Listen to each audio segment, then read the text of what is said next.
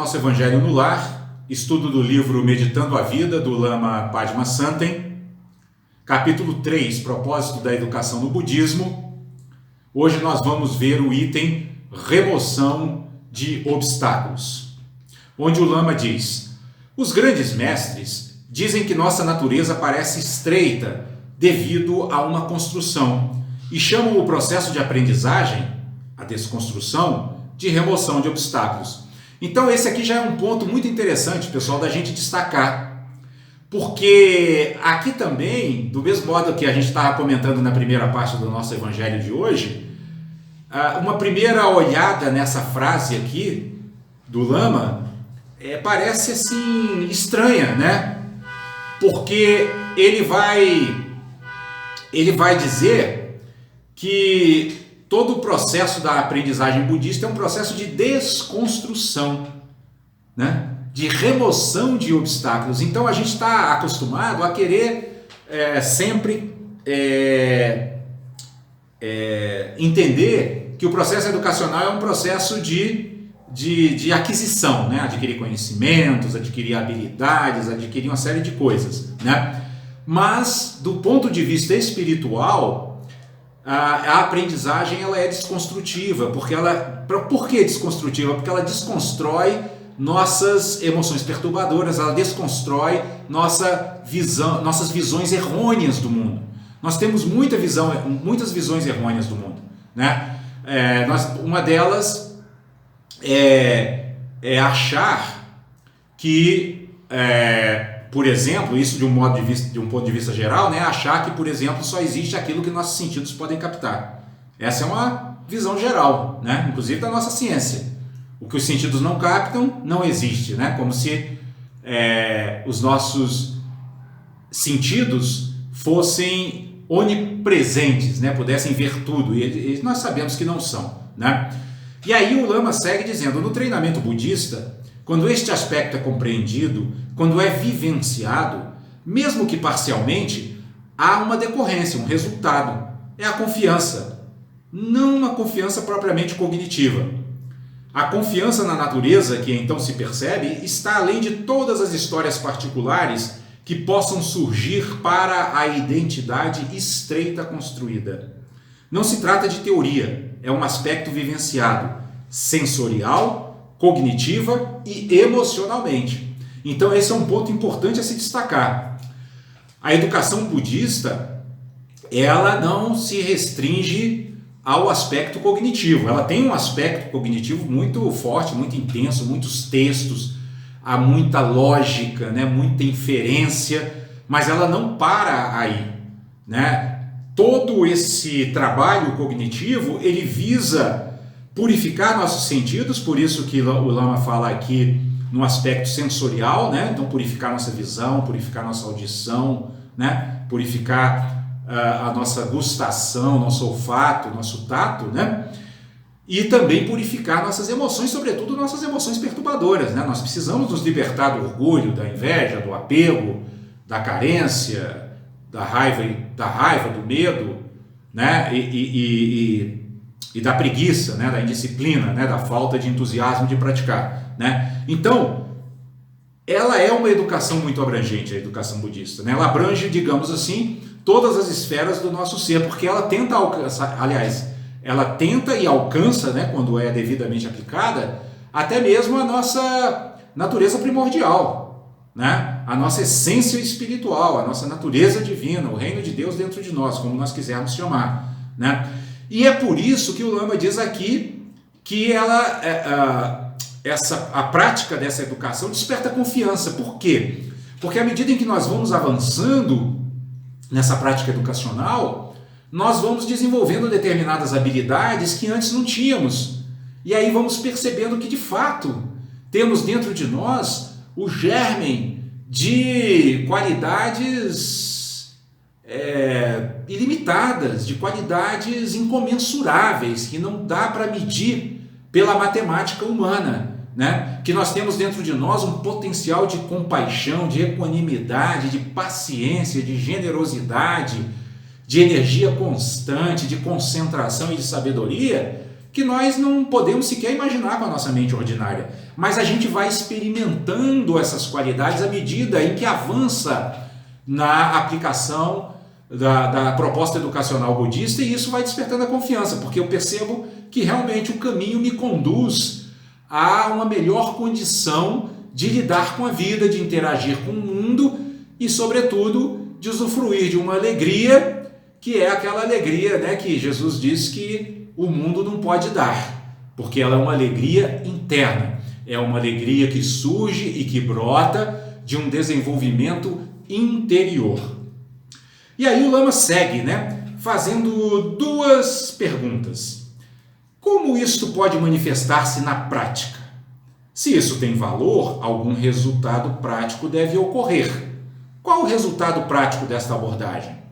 Já antecipamos aqui, né, que um dos resultados práticos é nós percebemos o desenvolvimento de habilidades em nós que antes nós não tínhamos, ou achávamos que não tínhamos, porque na verdade elas estavam aqui, totalmente disponíveis, né, incessantemente presentes, mas esperando que nós despertássemos para a sua existência. Então nós poderíamos dizer que o propósito da educação budista nada mais é do que nos acordar, nos despertar para o potencial ilimitado que reside em nós, em germe e em potencial. E aí o Lama segue dizendo: há uma vastidão de resultados práticos. Em relação às comunidades humanas e ao benefício que os seres podem receber individualmente, surgem a liberdade e a consequente amplitude de visão. A liberdade manifesta-se através da amplitude de visão. Coisa que os seres em gerais veem como obstáculos, são vistas pelos grandes seres como situações com grande potencial de benefício. Aqui agora eu estou me recordando da conversa que tivemos na primeira parte, quando falávamos da crucificação de Jesus. Né? Solange me perguntou, falou assim, poxa, por que um ser iluminado, um ser de luz, né, tinha que sofrer tanto? Né? Só que a visão desses seres, ela é uma visão livre, é uma visão que consegue se reposicionar à medida em que as circunstâncias se movimentam.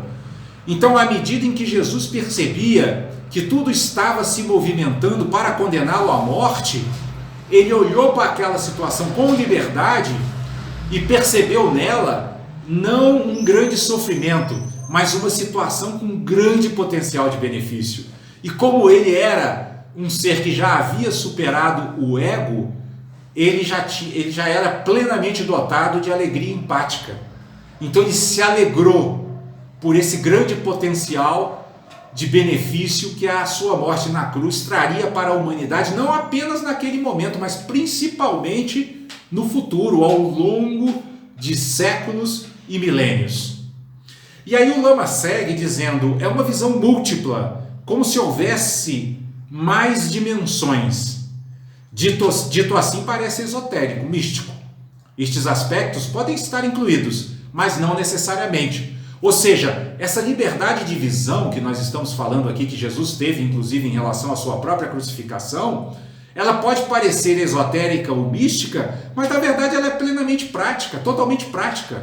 Por quê? Porque nós vimos no próprio exemplo da vida de Jesus como que ele realmente conseguiu transformar a sua crucificação no ápice dos seus ensinamentos evangélicos.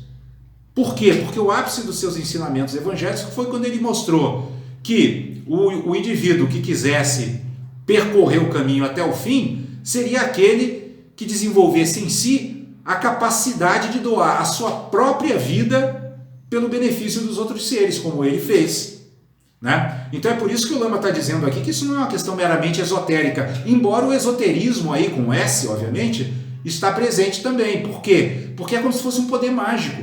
De repente uma situação de sofrimento, ou aparentemente, né, situação de sofrimento, se transforma em uma situação de alegria para o ser iluminado, pelo fato dele poder trazer benefício aos seres, né, que vão naturalmente aurir vantagens, né, ou benefícios do seu sacrifício. Né? E aí o Lama segue dizendo, de acordo com os ensinamentos, tudo que surge externamente é inseparável do que parece ser o mundo interno. Se percebemos apenas o exterior, estamos presos dentro de paredes concretas e constantes. Aqui é o ponto nevrálgico da educação budista, né? Compreender que não há um mundo externo que exista por si mesmo. O budismo não nega o mundo externo, mas nega que o mundo externo exista por si mesmo. Ou seja, o exemplo de Jesus mesmo, a que nós nos referimos há pouco, demonstra isso. Por quê? Porque seus discípulos olhavam para ele e viam nele o Messias, o Mestre iluminado, aquele que veio ao mundo para libertá-los definitivamente da escravidão do ego, da escravidão do sofrimento e da escravidão da aflição. Porém, os fariseus olhavam para Jesus e não viam o Mestre. Viam um ser que ameaçava o seu poder religioso, que ameaçava, como é que a gente fala? Ameaçava expor toda a sua hipocrisia para o povo, mostrando que eles eram falsos religiosos, e por isso eles tramaram a morte de Jesus. Então vejam, é isso que o budismo diz. Existia um Jesus, claro, estava lá, aquele ser, Jesus de Nazaré. Mas ele não existia independentemente do conteúdo interno das mentes daqueles que o cercavam. Porque uns o viam como mestre, porque o conteúdo da sua mente, o conteúdo interno da sua mente, como era o caso de Simão Pedro, João Evangelista, né, Timóteo, Mateus e tantos outros, eles viam o Messias, eles viam o Mestre iluminado. Porém, os fariseus não, os fariseus viam uma ameaça ao seu poder religioso que devia ser o mais rápido possível exterminada. Isso prova que o mundo externo não tem uma realidade intrínseca, uma realidade por si mesmo, né? Os fenômenos que aparecem para nós através dos nossos 6 sentidos, né? Porque temos também o sentido mental, esses fenômenos eles só aparecem numa situação de coemergência com o conteúdo interno da nossa mente. É por isso que nós precisamos desenvolver méritos para podermos gozar do benefício de termos um mestre espiritual vivo ao nosso lado. Porque é preciso que a nossa mente crie conteúdo interno suficiente para olhar para o mestre e ver que aquilo ali é um mestre e não um ser humano comum, né? E aí o Lama segue, né, depois de dizer, né, que o mundo externo, a realidade externa é inseparável do nosso mundo interno, ele segue dizendo: se percebemos apenas o exterior, estamos presos dentro de paredes concretas e constantes. Por outro lado, se percebemos a conexão entre os dois níveis, ganhamos liberdades inesperadas pelas mudanças externas ou internas. Se nos defrontamos diretamente com um adversário ou inimigo no local de trabalho, as alternativas não são boas para nenhum dos dois. Mas, se atingimos a amplitude de visão, podemos transformar os inimigos unilateralmente. Olha que coisa interessante.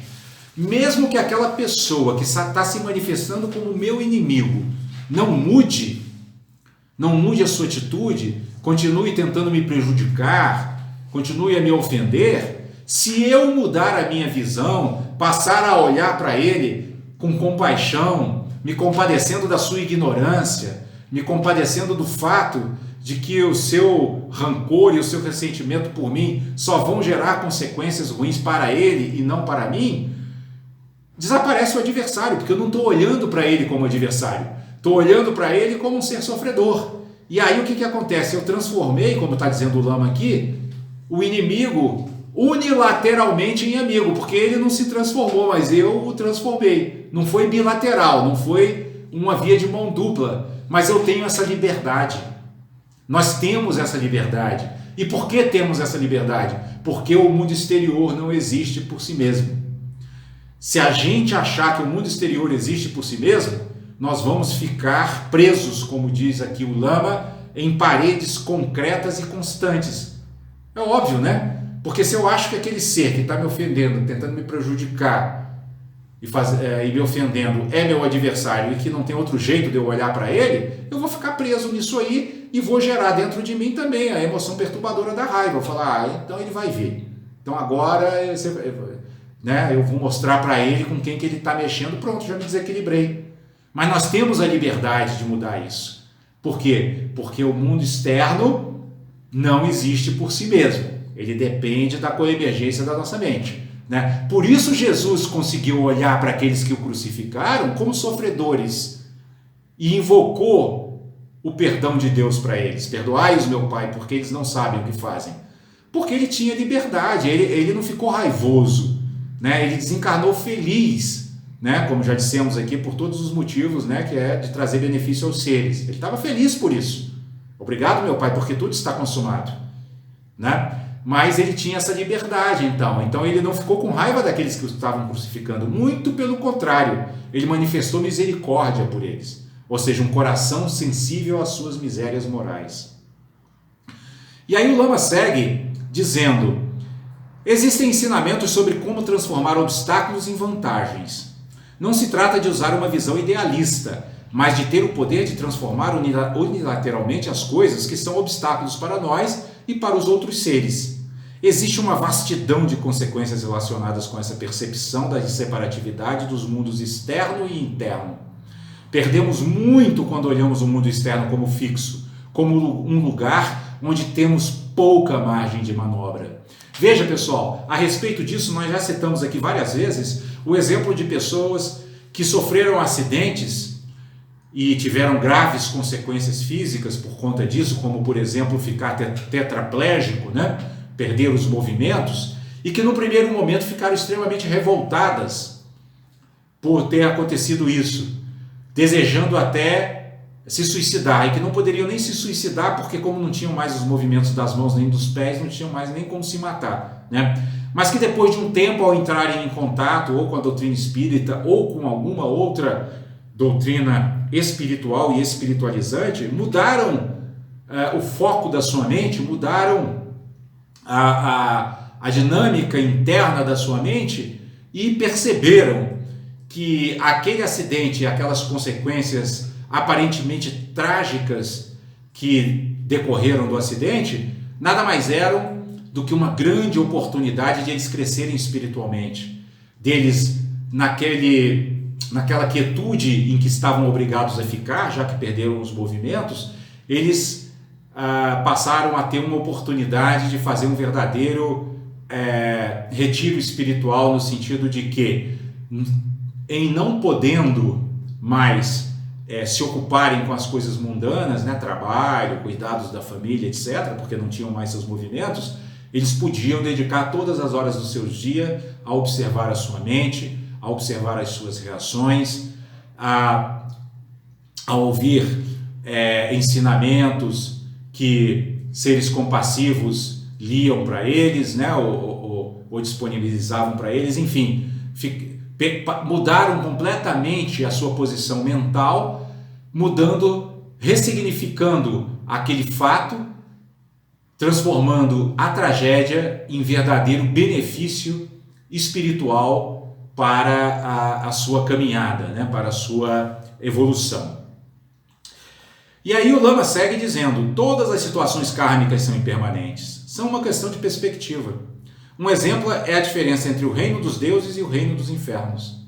Há um exemplo clássico em que os seres dos infernos e os deuses estão em uma mesa cheia de comida, mas seus braços são grandes demais e não podem ser dobrados. Os seres dos infernos passam fome, mas os deuses têm o discernimento de se alimentarem uns aos outros. Eis um exemplo típico de mudança de perspectiva. No inferno, a comida está ali, a mesa está ali, a fome está ali, e o braço realmente não alcança a boca. Se aqueles seres pudessem apenas ampliar suas percepções, pensar nos outros e usufruir de sua liberdade, estariam saciados. Quando usufruímos dessa liberdade, aparecem seres por todos os lados querendo ajudar. O Deus se vangloria: que lugar maravilhoso! Estou oferecendo comida a um e 99 me oferecem comida. No inferno, o ser também está objetivamente certo. Somos 100 seres miseráveis. Essas historinhas budistas, elas são encantadoras, né? Porque elas são simples, né? Estão permeadas de uma simplicidade absolutamente encantadora e ao mesmo tempo são muito profundas, né?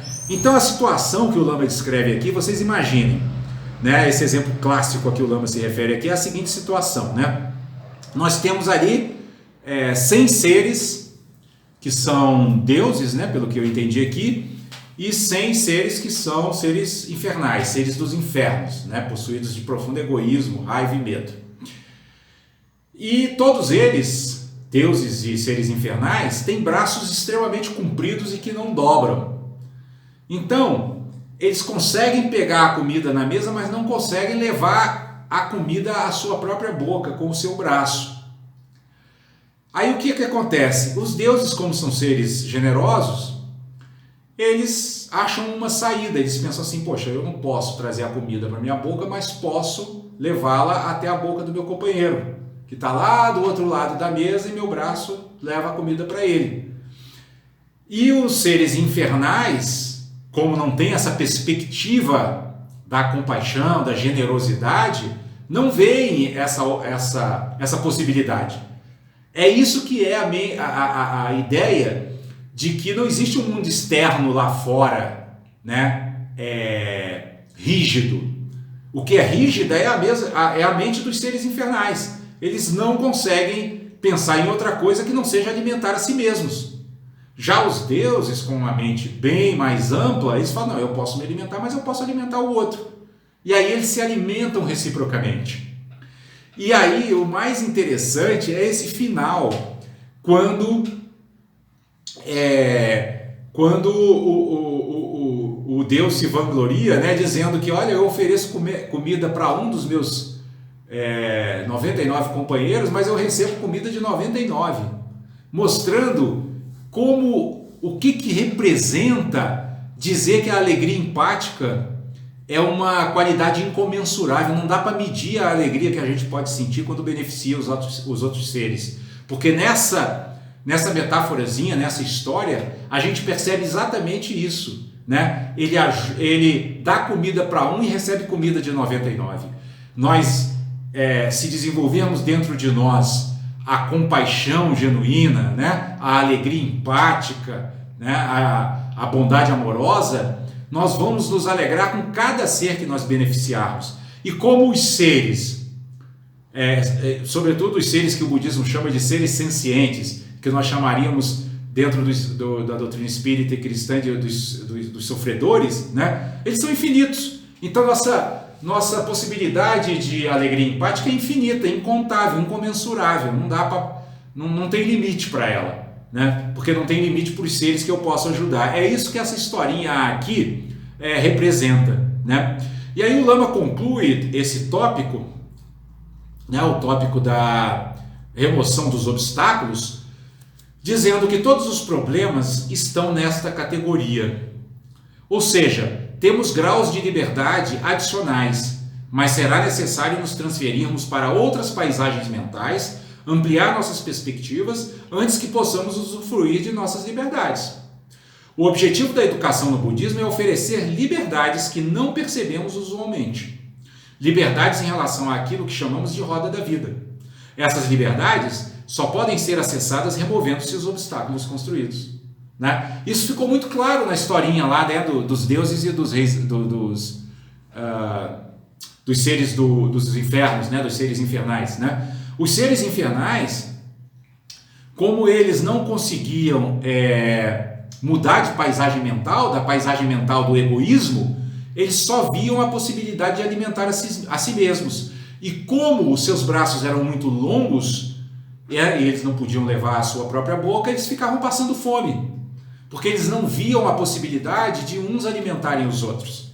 A paisagem mental deles, egoísta, não permitia que eles vissem isso.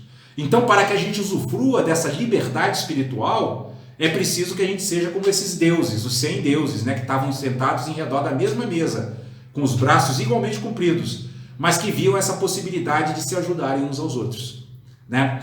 É por isso que Francisco de Assis vai dizer, é dando que se recebe, né? Esse tópico que estamos estudando aqui, ele remete a essa passagem de Francisco de Assis, né? É dando que se recebe. Essa é a lei divina. A justiça divina, ela funciona assim. Quanto mais doarmos, quanto mais nos doarmos, mais receberemos em termos de alegria empática e, consequentemente, em termos de felicidade genuína.